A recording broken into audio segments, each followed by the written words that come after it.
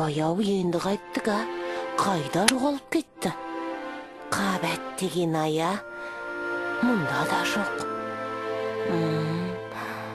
Енді қайттық,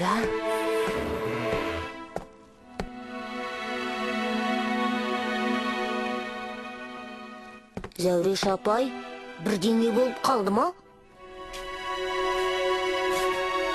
О, келдіңдер ме, қарақтарым. Жақсы болды ғой. Бет белгіні жоғалтып алдым. Дереу табу керек. Соңғы рет қайда көріп едіңіз? Міне, осының ішінде жатқан еді. Қағып сілкіп әр бетін ақтардым. Бет белгі жоқ. Зәуреш апай, мұна сиядағы осында болып беді? Қане? Жоқ, бұны бұрын көрген емеспін. Қараңдар, тағы бір дақ. Ах, бүлдіргіштің қастығы шығар. Міне бет белгі. Бүлдіргіш. Міне, бұлай. Пәлекет, не де болса бет белгіні беріп қоймаңдар. Жарайсыңдар. Сәл кешіккенімізде ғой, жағдайымыз қиын болатын еді. Көп кішкентай болып алып, өзі мықты екен. Иә, кітаптан кітапқа кіріп, күшін жиыпты. Өзім содан қорқып едім. Бет белгіні ұрлауға батылы барған болса, сендерге әбден ыза болғаны ғой. Балалар, енді сақ болыңдар. Жүсіпбек Аймауытов шығармалары. Түф, жауыздығын-ай бұл қырсықтың. Осы кітапқа қол сұққанын қараш. Неге, Зәуреш апай? Жүсіпбек Аймауытовтың шығармалары жан толғандырады. Туындылары нәзік әсемдікке толы. Бүлдіргіш шығармаларды бүлдірсеше, Жүсіпбек нағыз сөз зергері болған, әрі ақын, жазушы, аудармашы, қазақ әдебиетінің роман және драма жанрларының негізін салушы болған. Ал мен оның қай жылы туғанын білемін. 1889 жылы Павлодар облысының Баянауыл ауданында туған. Бәрекелді. Оны қайдан білесің, ақылды сымақ? Жүсіпбек жастайынан арабша хат танып оқу үйренген. Баянауылдағы орысша, қазақша 2 кластық мектепте, Керекудегі 2 кластық орыс қазақ мектебінде оқиды.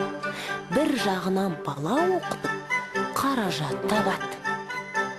Жазғы тұрым деген өлеңнің ішіне қашып кетті, міне.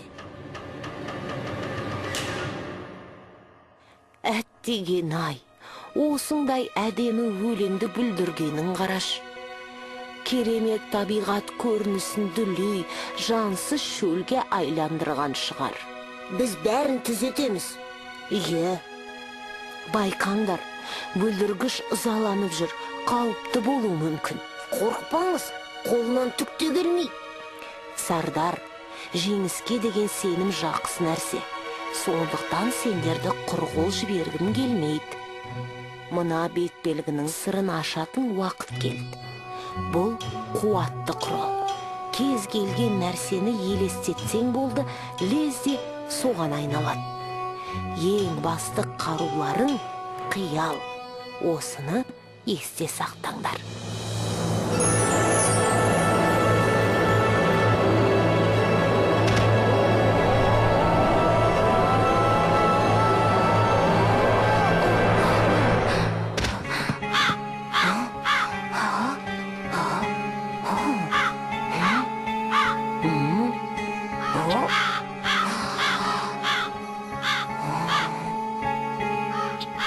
Сұмдық көрініс. Бұл шөл даланы жаңғыртып, гүлдендіру керек. Балалар, тез су іздеу керек.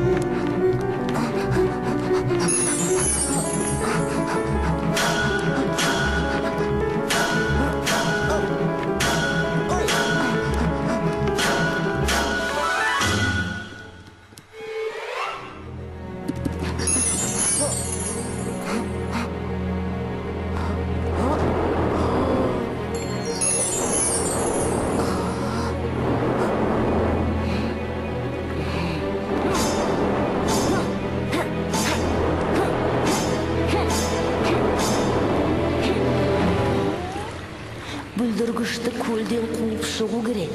Сонда ғана су тазарып, жер қайта гүлденеді.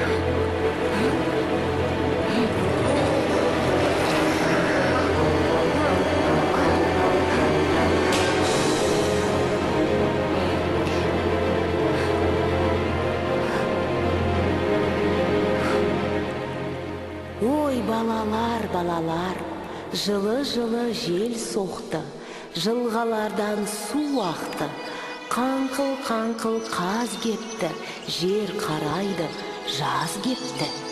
Желкілдейді көк майса, желімдейді мал жайса, ауыл көшті қыстаудан, әнде апамдар қой сауған. Құс ұясын тізеді, тайымды ағам күзеді. Ел ешкісін қырқыпты, егіндерін жыртыпты.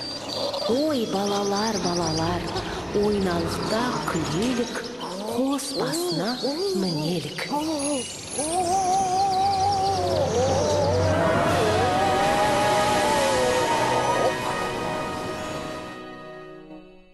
Құрғыр, тағы да қашып кетті.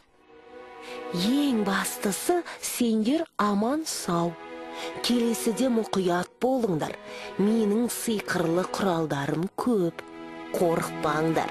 Бүлдіргіш бізден еш қайда кетпейді. Ол қандай құралдар? Анау жасырын кітапханада ма? Иә, келесі келгендерінде бәрін көрсетіп, түсіндіріп берем. Әрине бәрін емес, бірақ бізге керегін алармыз. Қайтадан алданып қалдық қой. Айтпақшы балалар, Жүсіпбек Аймауытов аталарыңның жазғы тұрымы ұнады ма? Иә, өте әдемі екен. Шынымен, табиғат көрінісі керемет суреттелген. Айттым ғой. Ал, жарайды. Сау болыңдар. Сау болыңыз, Зәуреш апай. Сау болыңыз, Зәуреш апай.